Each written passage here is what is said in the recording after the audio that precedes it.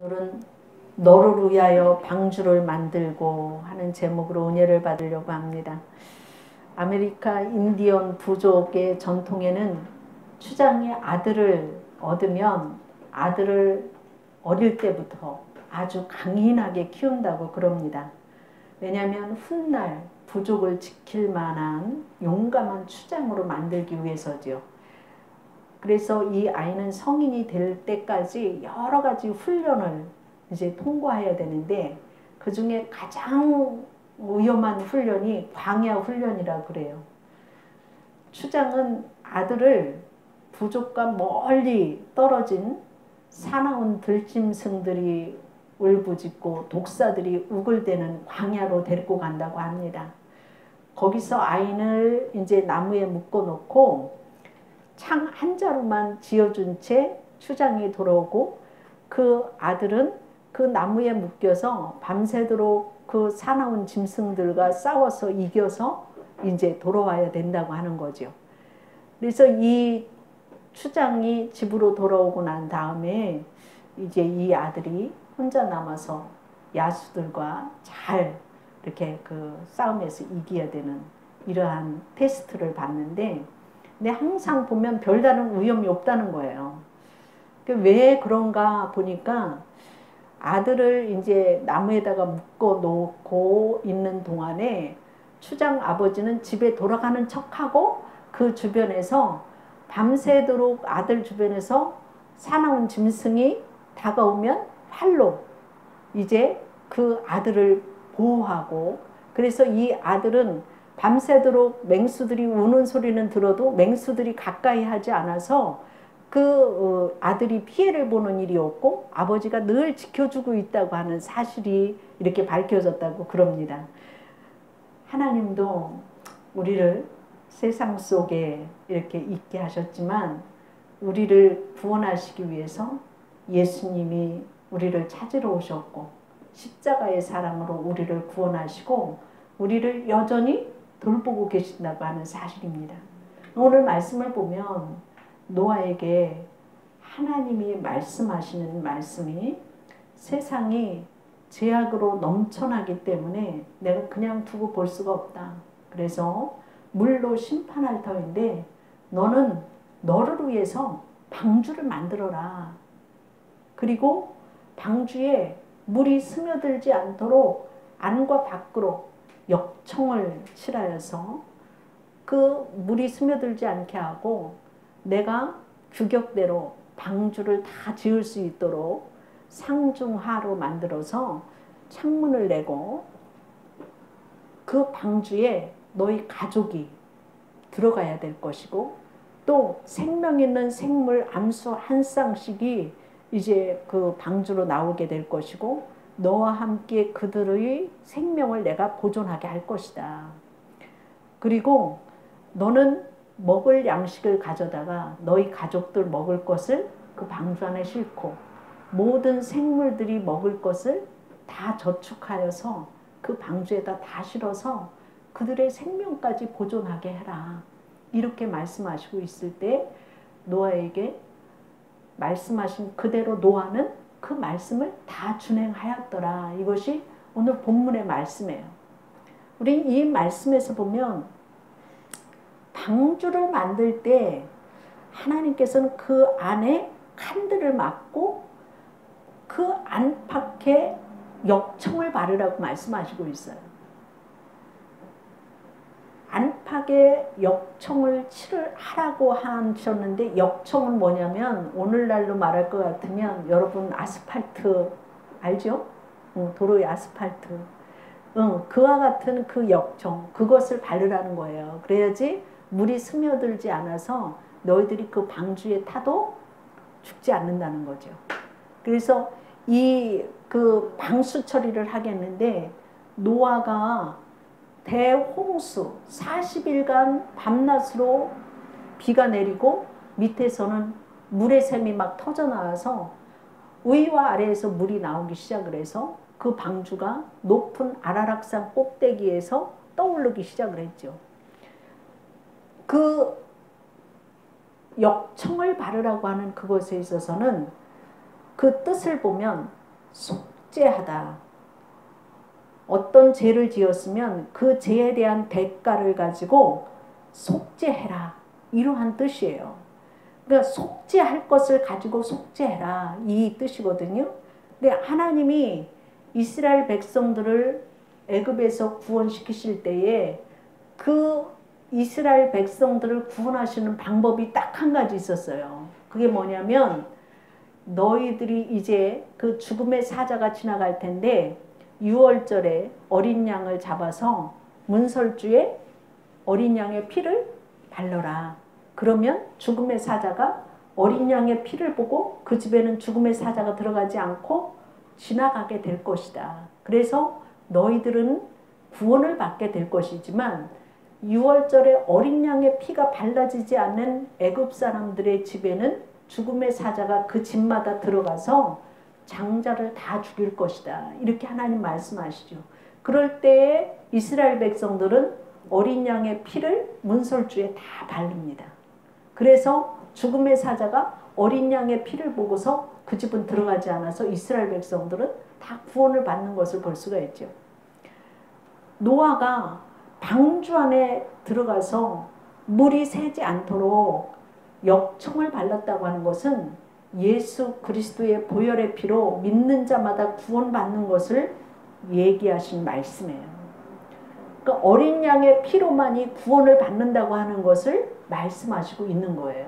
그래서 아스팔트 재료는 역청을 칠하라고 했지만 우리가 이 속뜻을 보면 구원받을 것에 대해서 말씀하는데 구원받을 때 무엇을 칠해야 되느냐? 어린 양의 피, 예수 그리스도의 보혈의 피로 발라야지만이 죄악이 스며들어도 너희들이 그 죄악을 이겨낼 수 있고 그 칠을 할 때 칠할 것으로 칠을 하여서 너희들이 그 죽음의 자리에서 구원을 받으라고 하시는 말씀이에요. 근데 이것이 밖으로만이 아니라 안과 밖을 다 칠하라고 하는 것은 우리들로 하여금 죄악이 스며들지 않아서 구원받는 길로 가라. 예수님의 보혈의 피로 구원을 받았으니까 너희는 구원의 길을 가라. 이 말씀이지요. 그래서 우리가 사도행전 강해를 오후 시간에 하는데 사도행전 24장 25절 말씀을 보면 바울이 의와 절제와 장차 오는 심판을 강론하니 나옵니다. 요즘에 우리가 오후 예배 때에 그 벨릭스 총독이 그 사도 바울에게 무엇을 얻을까 해서 맨날 말씀을 듣기 위해서 불러냈더라 이런 말이 이제 나오기 시작을 하잖아요. 그때 그 바울이 이제 그 황제 앞에 가서도 담대하게 자신을 변호할 때에 그 황제가 묻지요. 왜 이렇게 그 사람들이 너를 갖다 옥에 가두고 네가 이렇게 다니면서 하는 말의 요체가 뭐냐. 도대체 기독교의 핵심인 것이 핵심 얘기를 나한테 해봐라. 그러면은 내가 이 재판에 내가 얘기하겠다. 그럴 때에 사도 바울이 무슨 말을 하느냐면은 의와 절제와 장차 오실 심판에 대해서 내가 말을 합니다. 이 말을 하는데 우리가 의라고 하는 것이 뭡니까? 하나님과 나와의 바른 관계를 말하고 있는 거예요. 그러니까 사도행전 4장 22절 말씀에 보면 다른 이로서는 구원받을 수 없나니 천하 사람 중에 구원받을 만한 다른 이름을 우리에게 주신 일이 없음이라 이렇게 말씀하시고 있어요. 그러니까 우리가 구원받을 분이 예수 그리스도 외에는 없다고 하는 것을 말씀하시고 있어요. 그래서 우리가 예수 그리스도를 믿음으로 인하여서 구원을 받고 내가 죄인이지만 하나님이 우리를 자녀로 삼아주시고 의롭다고 인정해 주시는 것이 바로 의예요. 내가 죄인임에도 불구하고 나를 사랑하셔서 날 구원하신 그 십자가의 사랑, 그 사랑으로 인해서 내가 죄인이지만 의인으로 예수님이 나를 인정해 주셨다고 하는 거예요. 그래서 예수 그리스도를 믿으면 천국을 가는 축복을 우리에게 주셨고 하나님의 자녀가 되는 축복을 받은 거예요. 그러니까 우리가 하나님과의 그 바른 관계가 이렇게 유지되기 위해서는 구원받고 난 후에 있어서는 우리가 하나님과 나와의 바른 관계를 이렇게 그 유지하기 위해서는 절제할 줄 알으라고 말씀하시고 있어요. 의와 절제와 하나님의 심판이다 그랬는데 절제라고 하는 것이 뭡니까? 우리가 신앙생활 하려면 잘라야 될 거 자르고 버려야 될 거 버려야 돼요. 그렇죠? 그래서 하나님이 우리들을 천국으로 인도해 주신다고 하는 거는 누구나 다 믿는 사람은 다 알고 있어요. 그쵸? 우리가 한 2, 3년 교회 다니면 예수 믿으면 천국 가야 돼요. 그 천국에 대해서 잘 알아요. 그런데 내가 죽으면 천국 간다고 하는 건 아는데 예수님이 다시 오십니다. 이 땅에 우리를 심판하러 오십니다. 그러는 그것에 대해서는 아주 먼 얘기같이 생각을 해요. 그런데 어느 날 하나님이 나를 부르실 날이 있다는 거예요. 그래서 우리는 하나님이 부르실 그날은 청년이라고 해갖고서 먼 날에 나를 부를 거야 그러는데 요즘에는 길을 가다가도 죽어요. 그죠? 세상이 하도 험악하니까 묻지마도 많이 묻지마 살인 같은 것도 나오고 내가 어느 때 어느 순간에 죽을지 몰라요. 근데 나는 죽을 것이 아주 먼 것 같이 생각을 해요. 근데 우리가 진짜 믿음이 있는 사람들은 내가 주님 앞에 설 날이 가깝다고 하는 것을 항상 생각하고 살아야 된다고 하는 사실이에요. 주님이 다시 오신다고 하는 것을 항상 생각하고 살아야 돼요. 그리고 내가 죽고 난 후에는 심판이 있다고 하는 것을 항상 생각해야지만이 이 세상에서 죄를 짓지 않고 살아갈 수 있다고 하는 사실이에요. 인간에게 종말이 내가 종말이 있다고 할 때에 죄 짓는 것도 주님 앞에 내가 설 날이 가깝다고 하면 죄 짓지 말고 살아야지 이 생각하게 되잖아요. 그러니까 너희가 절제해라. 이거는 우리가 신앙생활 하려면 우선 주의 날을 드려라.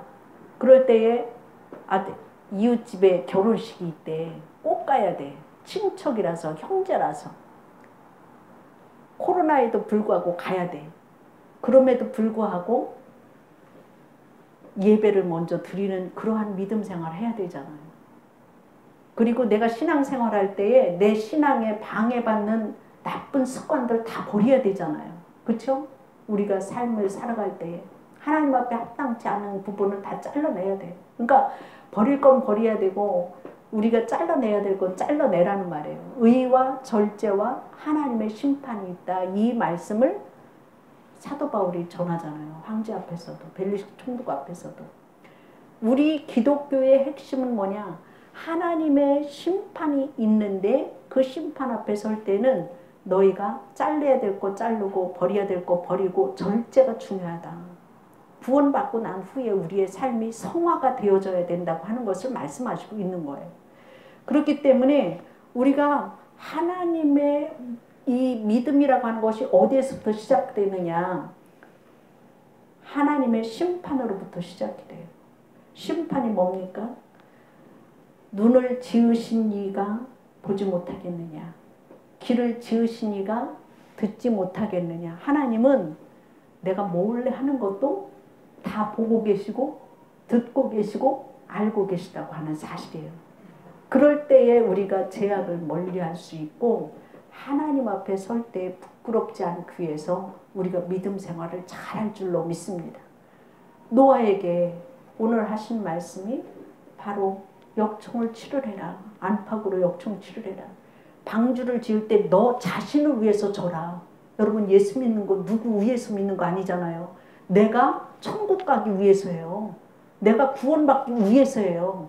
하나님이 창세기에 분명 오늘 말씀하신 것이 방주를 지을 때 짐승을 위해서 지으라고 하지 않았어요? 너와 너 가족을 위해서 지으라고 오늘 말씀하시고 있잖아요. 여러분을 위해서 주님이 십자가를 직접 지셨잖아요. 이것이 바로 믿음이에요. 이것이 믿는 것이 진짜 신앙이고 노아에게 방주지라고 하는 것은 너 자신을 위해서 져라. 믿음 생활을 할 때 목사님 위해서 신앙생활하지 않는 것이고 너희들이 신앙생활하는 건 너 자신이 천국 가기 위해서고 너희 가족이 예수 믿어야지 천국 가기 위해서 너와 너 가족을 위해서 방주를 지어라. 이거 오늘 이 말씀하고 있잖아요. 여러분의 신앙의 생활이 하나님과 나와의 바른 관계의 믿음이 확실하게 세워지기를 주의 이름으로 축원합니다. 두 번째로 보면 노아는 가족의 그 생명을 보존하게 하고 짐승의 생명을 보존하기 위해서 저축했던 것을 볼 수가 있어요. 저축. 저 이설교 준비하면서 우리 성도들이 아이고 저축할 돈이 있으면 좋겠어요. 이 소리가 나올 것 같아서 좀 염려스러운 부분이 있었어요. 그런데 하나님의 나라는 그 천국에 가려면 이 땅에 우리의 삶을 가지고 하나님 앞에 서는 거예요. 그렇잖아요? 믿음 생활도요, 저축을 잘 해놔야 돼요. 하나님과 기도 많이 해놔야지 기도의 응답이 빨리 오잖아요. 그리고 부부 간에도 이렇게 살 때에 신뢰 관계가 형성되려면은 내가 이렇게 잘해주는 부분이 쌓여 있어야지만이, 아, 우리 남편이 말한 건 틀림이 없어. 이게 믿어지잖아. 근데 평소에 이 신뢰 관계를 엉망으로 사는 사람은 아유, 저 말뿐이지. 이 생각 나오면 믿을 수가 없잖아요. 그죠? 이게 다 저축이에요. 저축. 말하자면. 내가 하나님 나라를 위해서 일할 때에도 너희의 보화를 하늘에 쌓아둬라. 하늘나라에 저축해둬라. 이 말씀 하잖아요. 하나님은 노아에게 먹을 양식을 방주 안에 들여놓아서 홍수가 다 지나고 물이 빠지기까지 살도록 보존하게 하라고 말씀하시고 있어요.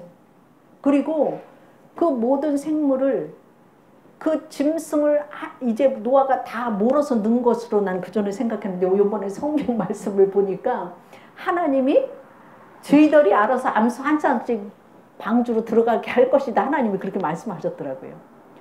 그러니까 그 모든 그 생물이나 짐승 암수 한 쌍씩 그 배에 이제 방주 안에 들어가려면은 거기에서 홍수가 나고 그 홍수를 다 이렇게 비가 그치고 난 후에도 물이 빠질 때까지 나와서 무엇이 나서 추수할 때까지 그것들도 먹고 살아야 되잖아요.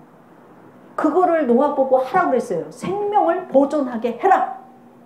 여러분 살으려면, 여러분 지금같이 어려운 시절에 살으려면 뭔가 일을 하여서 내가 어려울 때에, 내가 많이 돈을 벌을 때에 저축해놔야지 내가 병원에 입원할 때에 그 돈 갖고 쓰잖아요. 그죠? 응. 하나님은 우리의 생명을 보존하게 하기 위하여서 저축하라고 하는 거예요. 그거 다른 사람이 쓰는 거 아니잖아요. 저축하면.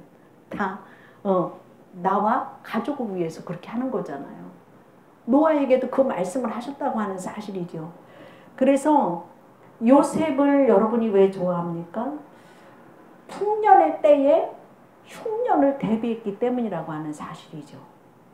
그래서 하나님과의 신뢰 관계를 확실하게 했어요. 그게 뭐냐면은 요셉이가 형들의 미움을 받아서 그 애굽으로 팔려갔지만 그 속에서도 여전히 형들을 미워하고 복수할 생각보다도 자기가 종으로 있지만 그 집에 충성을 다했어요. 그리고 하나님 앞에 죄를 범하지 않으려고 했어요. 성령으로 늘 충만하기를 원했어요. 말씀으로 충만하기를 원했어요. 그래서 죄악의 문제를 그에게 사단이가 갖다 줬어도 보디발의 아내가 동침하자고 했을 때에도 나는 하나님 앞에 죄를 범할 수가 없고 우리 주인이 나에게 모든 것은 다 맡겼어도 당신만큼은 나에게 맡기지 않았습니다.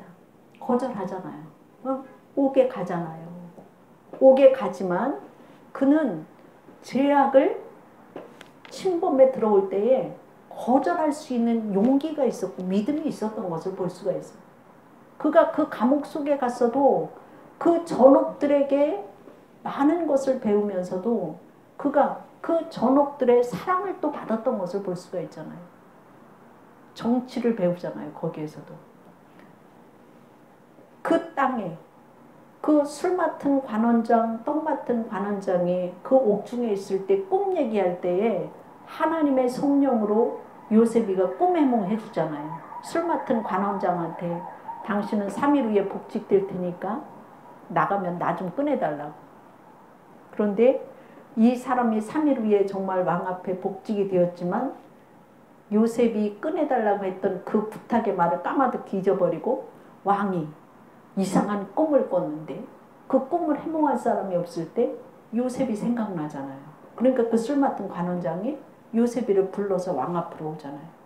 그럴 때 왕 앞에 꿈 해몽을 해주잖아요.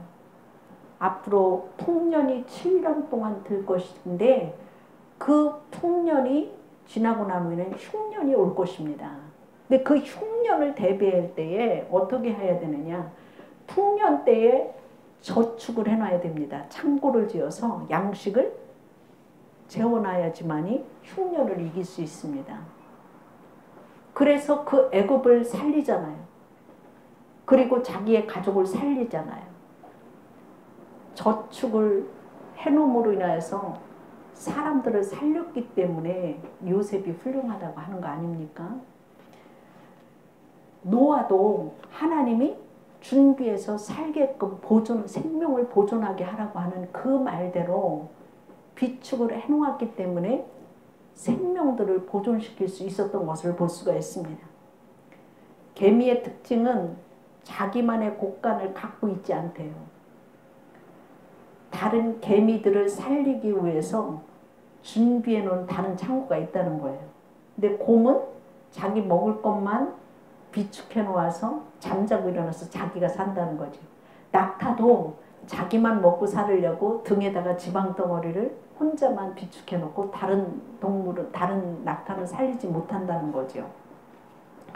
그러나 우리의 곳간은 우리 자신이나 또 가족에게만 주는 원천이 되어서는 안 되고 다른 사람에게도 복을 주는 원천이 되기를 주의 이름으로 축원합니다.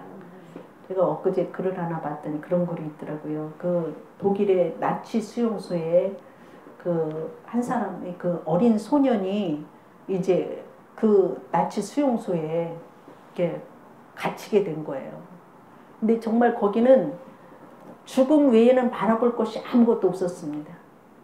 그런데 하루는 이제 그 추운 겨울인데 입을 옷이 없어서 종이장 같은 옷을 입고 달달달달 떨면서 햇빛 쏘이는 일이 유일한 그 추위를 이기는 방법이라서 그 이제 어린 소년이 이렇게 운동장에 햇빛 쏘이려고 돌아다녔는데 하루는 보니까 밖에 어떤 소녀가 이렇게 지나가는 게 보였어요. 근데 이제 그 소녀하고 이 소년하고 이렇게 눈이 딱 마주쳤어요. 근데 이 소녀는 정말 그 소녀한테 부끄러운 모습을 보이기 싫을 정도로 비참한 생활이었는데 이 소녀는 이 소년을 볼 때 너무 안 됐다 이런 생각을 이제 동정의 눈으로 바라봤어요. 근데 말도 하지 않았는데 이 소녀는 자기 주머니에서 자기가 먹으려고 했던 사과를 얼른 당야다가 이렇게 던져준 거예요. 그러니까 이 소년이 정말 얼마나 먹고 싶었고 그런 건 구경도 못했는데 이 소녀가 던져주는 그 사과 하나를 가지고서 마음의 위로를 받고 힘을 받은 거예요. 그러니까 매일마다 그게 기다려지고 그 소녀가 생각나는 거예요. 근데 매일 그 시간 되면 그 소녀가 매일같이 와갖고 사과를 던져주는 거예요. 근데 말도 별로 하지 않았고 이름이 뭔지도 모르고 뭐 그렇지만 길을 지나가다가 이 소년이 너무 안 돼 보였으니까 사과 하나를 딱 던져줬는데 어느 한 날 청천벽력 같은 얘기가 떨어지는 거예요. 이제 이 수용소에서 다른 수용소로 옮겨진다는 거예요. 이 소년이 그때 힘을 얻고서 살아갈 수 있는 유일한 낙이라고 하는 것이 그 담장 너머에서 그 사과 하나를 던져주는 그 소녀가 이렇게 던져주는 사과 하나를 그 기쁨으로 살았는데 그게 없어진 거죠. 그랬는데 그 소녀한테 이제 내일서부터는 여기 와서 던져주면 이제 사과 갖고 올 필요가 없다고 하는 말은 해야 될 것 같아서 이제 그 마지막 날 이제 사과 안 던져줘도 돼. 나 사실 내일서부터 다른 수용소로 가거든. 이제 그러면서 뒤를 돌아볼 수가 없었어요. 왜냐면은 그 소녀가 이렇게 유일한 낙이었는데 그 이제 소녀의 얼굴을 보고 헤어진다는 게 너무 가슴 아프고 그러니까 그냥 뒤로 막 뛰어서 도망을 갔고 그런데 얼마 후에 그 독일의 나치가 망하면서 자유의 몸이 됐어요. 이 소년이. 그래서 미국으로 이민을 갔어요. 그 이민 가서 이제 청년이 되었는데 친구가 이제 여자친구를 소개해 준다고 그래서 나갔어요. 나갔더니 그 상대방의 여자도 그 외국에서 이민 온 여자였어요.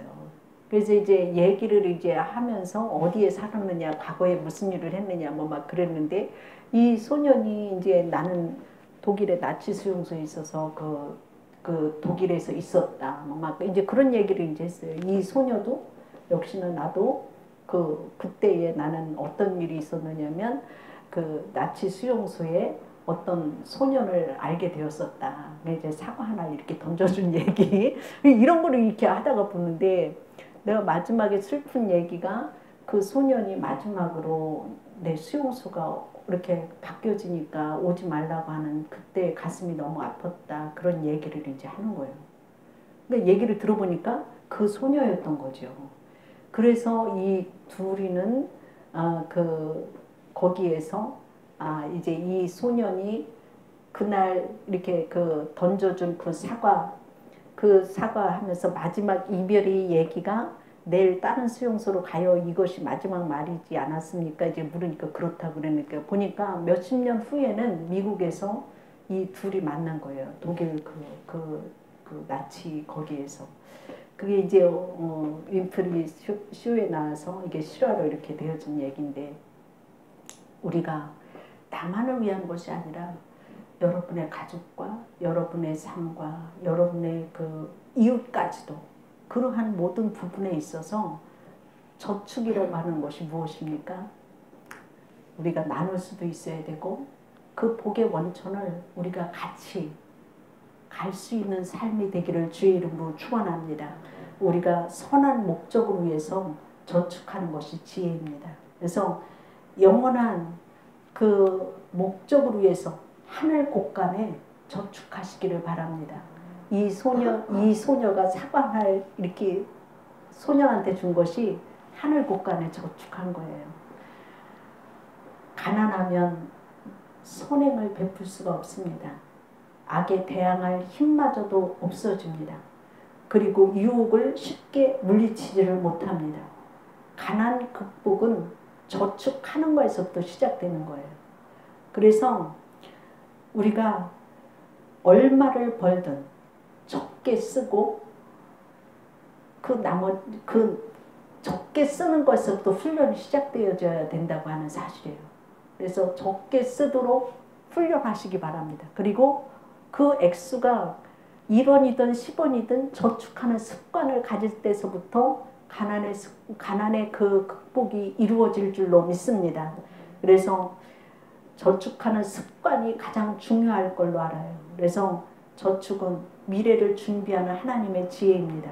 노아가 준비해서 양식을 이렇게 올려놓아서 생명을 보존하게 한 것처럼 요셉을 통해서 배운 것처럼 신뢰를 저축하시기를 바랍니다.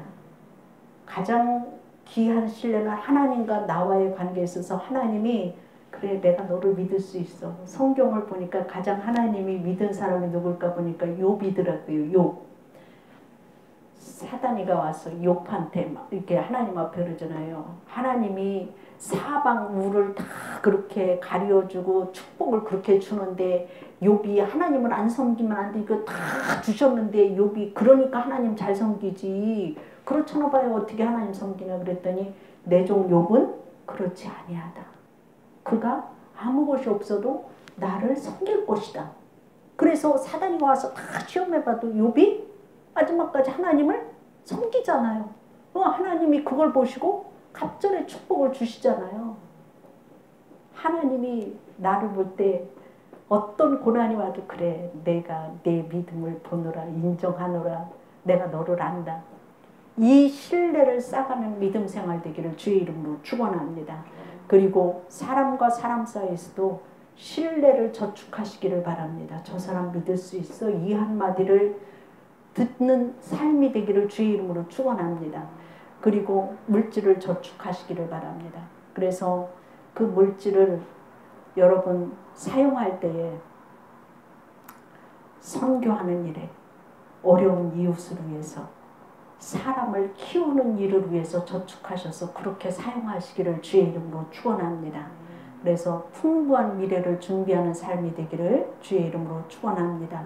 마지막으로 노아는 하나님이 명한 대로 다 준행하였더라 이렇게 말씀하시고 있어요.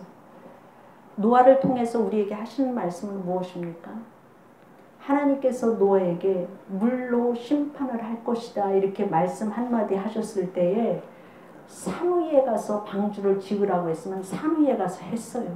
사람들이 야 방주를 배를 지면 바닷가에다 갖다가 지어야지 거기다 지면 되겠어 다 비웃었어요. 그리고 일평생 노아가 돈을 벌어서 투자하는 것은 뭐였습니까? 네? 배 만드는 일을 하나 했어요. 여러분, 내가 믿음 생활에서 그 나라에 간다고 하는 것은 굉장히 중요한 일이에요. 사람들이 야, 돈 벌어갖고 교회에다가 다 갖다 바치냐? 어? 이런 소리 다 해요. 그래도 믿음의 성도들은 하나님의 나라를 위해서 쓰임받기 위해서 해요. 사람들의 조롱이 비판이 중요한 것이 아니라 내가 하나님의 나라에 들어가는 것이 중요해요. 노아는 하나님의 말씀을 믿었기 때문에 산꼭대기에 가서 배를 만들었고 자기가 벌은 모든 것, 자기의 힘, 모든 것, 그 말씀을 믿었기 때문에 100년 이상을 배를 지었던 것을 볼 수가 있어요. 여러분, 한두 해 믿음 생활하는 거 쉬워요? 그런데 내 평생 동안 믿음 생활 하나님 앞에 신실하게 하는 것 어려워요. 그러나 노아는 그 말씀을 믿었기 때문에 평생 그가 한 일은 방주 짓는 일이었고 사람들을 구하기 위해서 이 방주 안에 들어오라고 수없이 얘기했던 것을 볼 수가 있어요. 우리가 얻든지 못 얻든지 하나님의 말씀을 전파하라고 할 때 노아가 평생 동안 그 배를 지면서 하나님이 물로 심판할 테니까 여러분이 방주 안에 들어오셔야 됩니다. 예수 믿어야 됩니다. 왜 안 했겠어요? 하지요. 그래도 한 명도 안 들어왔어요. 그럼에도 불구하고 평생 했던 것을 볼 수가 있어요. 여러분, 우리가 정말 하나님의 그 심판을 노아는 믿었기 때문에 말씀을 믿었기 때문에 준행했던 것을 볼 수가 있습니다. 그래서 순종이라고 하는 건 하나님의 말씀에 반응하는 거예요. 무엇보다도 하나님의 말씀에 내가 어떻게 반응하느냐가 중요해요. 그렇기 때문에 인생이 하나님의 말씀에 내가 반응하는 거에 따라서 달라진다고 하는 사실이죠. 그래서 하나님을 순종하는 사람에게 예비하신 축복의 하늘문이 열리는 거예요. 순종하는 사람을 위해서 하나님께서는 천사를 동원시키시고 사람들의 마음을 움직이고 새로운 역사가 시작되고 영생을 얻는 길이 바로 순종에서부터 시작된다고 하는 사실이지요. 그래서 요한복음 3장 36절 말씀에 아들을 믿는 자에게는 영생이 있고 아들을 순종하지 아니하는 자는 영생을 보지 못하고 도리어 하나님의 진노가 그 위에 머물러 있느니라 이렇게 말씀하시고 있습니다. 그래서 믿는다고 하는 건 순종하는 거예요. 순종이라고 하는 건 사랑하는 거예요. 그리고 사랑하는 것만큼 순종하게 된다고 하는 사실이죠. 그래서 순종하면 치유받아요. 엘리사 선지자를 찾아갔던 나아만 장군이 요단물에 가서 7번 몸을 씻쳐라 했을 때 6번까지 씻쳐도 몸이 안 나섰지만 7번까지 씻쳤을 때에 몸이 나섰잖아요. 우리가 순종하면 기적의 문이 열리는 거예요. 갈릴리 가나의 혼인잔치에 예수님이 물을 떠다가 하인들에게 이제 잔치상에다 내놔라 그랬을 때 분명히 맹물 떠왔는데 맹물인데 어떻게 가요? 이 소리 안 하지 않았잖아요. 하인들이 맹물 떠다가 잔치상 뭐가 됐어요? 포도주가 됐잖아요. 우리가 믿을 때 순종할 때 역사가 일어난다고 하는 사실이죠. 우리가 순종할 때 지혜의 문이 열린다고 하는 사실이죠. 그래서 지혜로운 사람은 기본을 잘 세운다고 하는 거죠. 그래서 다가올 미래를 준비하고 예방하는 거예요. 그래서 순종이 기본이고 기초가 됩니다. 그러나 우리가 순종하면서 의심하지 마시기를 바랍니다. 끝까지 믿고 순종함으로 다윗과 같이 쓰임받는 삶이 되기를 원합니다. 사울은 하나님이 세웠지만 하나님의 말씀을 버림으로 순종하지 아니함으로 하나님이 왕으로 배웠지만 다윗은 말씀에 순종함으로 그가 왕이 되어졌고 하나님의 축복으로 살았던 것을 볼 수가 있습니다. 그래서 여러분의 삶이 노아처럼 다윗처럼 쓰임받는 삶이 되고 끝까지 하나님의 명하신 것을 다 준행하는 삶이 되기를 주의 이름으로 축원합니다. 기도하겠습니다.